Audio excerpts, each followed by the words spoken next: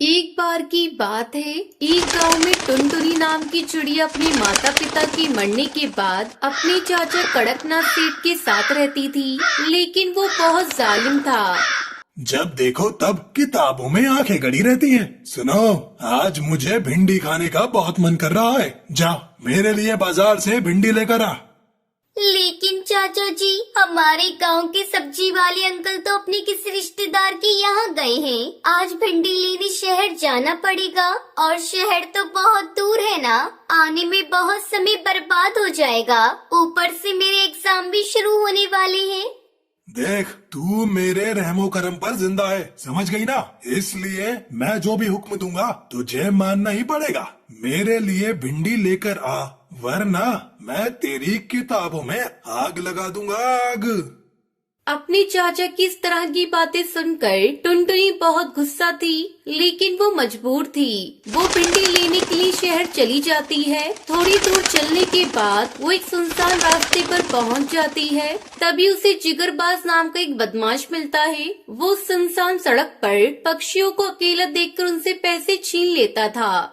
ए चिड़िया, चल सीधी तरह अपने सारे पैसे मुझे दे दे, वरना मैं तेरे कान काट कर तुझे यहाँ से भगा दूंगा। ये देख मेरा चाकू, मैंने इससे बहुत सारी पक्षियों के कान काटे हैं, कान। टुनटुनी उसके सामने गिड़गिड़ाने लगती है, लेकिन जिगरबाज को कोई फर्क नहीं पड़ता और वो जबरदस्ती उसके सारे पैसे छीनकर वहाँ से भाग जाता है। ये देखकर टुनटुनी दुखी होकर रोने लगती है।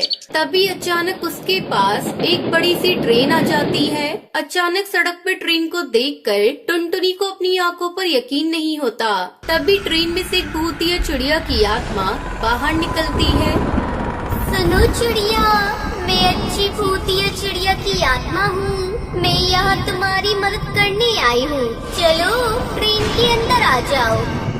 ये सुनकर टुनटुनी चिड़िया ट्रेन में चढ़ जाती है। उसके बाद ट्रेन तेज रफ्तार से चलने लगती है। टुनटुनी देखती है कि ट्रेन के अंदर बहुत सारे पक्षी उदास बैठे हुए थे। चलो पक्षियों, अब तुम सब एक एक करके मुझे अपनी परेशानी बताओ। ये सुनते ही सब पक्षी अपनी परेशानी बताने लगते हैं। फिर टुनटुनी चिड़िया कहती है, मेरे चाचा बहुत जालिम है। वो हमेशा मुझे परेशान करते हैं और थोड़ी सी गलती हो जाने पर मेरी खूब पिटाई करते हैं। उनकी वजह से मुझे पढ़ाई करने का मौका नहीं मिलता। मैं अपनी जिंदगी से तंग आ गई हूँ। क्या आप मेरे दुखों को दूर कर सकती हो? चिंता मत करो, आज के बाद तुम्हारे चाचा तुम्हें कभी परेशान नहीं कर पाएंगे। इतना कहकर वो टुनटुनी चिड़िया को एक जादुई अंडा देती है। इस जादुई अंडे को लेकर अपने घर चली जाओ। ये जादुई अंडा तुम्हारी जिंदगी से सारे दुखों को दूर कर देगा।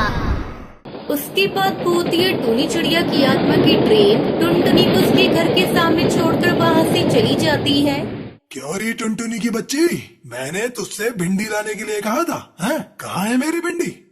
तभी जादुई अंडा बोलता है, ठहर जाओ, मैं तुम्हारे भिंडी खाने का शौक पूरा करता हूँ। उसके बाद जादुई अंडे से ढेर सारी लाल मिर्च से भरी हुई भिंडी बाहर निकलने लगती है और एक एक कर सारी भिंडी कड़कनाथ सेठ के मुंह में जाने लगती है। अरे मर गया, अरे ये भिंडी तो बहुत तीखी है। नहीं नहीं, मुझे भिंडी नहीं खानी, बस करो। लेकिन जादुई अंडा नहीं रुकता। फिर थक आकर कड़कनाथ सेठ टुनटुनी के कदमों में गिरकर गिड़गिड़ाने लगता है। बस बहुत हो गया, मेरे चाचा को माफ कर दो जादुई अंडे, और तुम्हारा बहुत बहुत शुक्रिया जो तुमने इतनी मेरी मदद की। ठीक है टुनटुनी, तुम्हारे कहने पर मैं इसे छोड़ रहा हूँ, लेकिन इसने दोबारा तुम्हें कोई तकलीफ पहुँचाई तो मैं इसे और भी ज्यादा खतरनाक सजा दूंगा। बस फिर क्या था, उस दिन के बाद से कड़कनाथ सेठ उस जादुई अंडे के डर से पूरी तरह सुधर जाता है और टुनटुनी के साथ मिलजुल कर रहने लगता है।